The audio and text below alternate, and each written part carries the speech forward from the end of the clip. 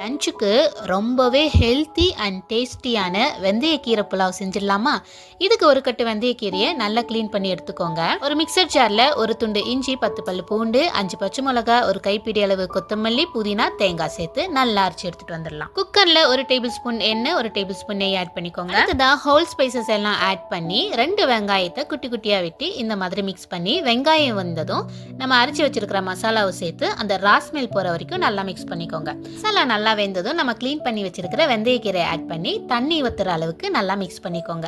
அடுத்ததா ஒரு சின்ன தக்காளி ஆட் பண்ணி அது வேகிறதுக்காக கொஞ்சமா உப்பு, மஞ்சத்தூள் சேர்த்துக்கோங்க. தக்காளி நல்லா சாஃப்ட் ஆனதும் ஒரு உருளைக்கிழங்கு, கொஞ்சமா பட்டாணி ஆட் பண்ணிக்கோங்க. நான் ஃப்ளேவருக்காக தட்டை பீன்ஸ் ஆட் பண்ணியிருக்கிறேன். தண்ணி நல்லா கொதிக்கும் போது ஊற வச்சிருக்கிற 1 கப் அரிசியை ஆட் பண்ணி குக்கர்ல மூடி 2 விசில் வச்சோம்னா நல்ல சுட சுட காரசாரமான வெந்தயக்கீரை புலாவ் ரெடி. அடுத்த தடவை வீட்டில் வெந்தயக்கீரை வாங்கினா மறக்காம இந்த புலாவை செஞ்சு பாருங்க.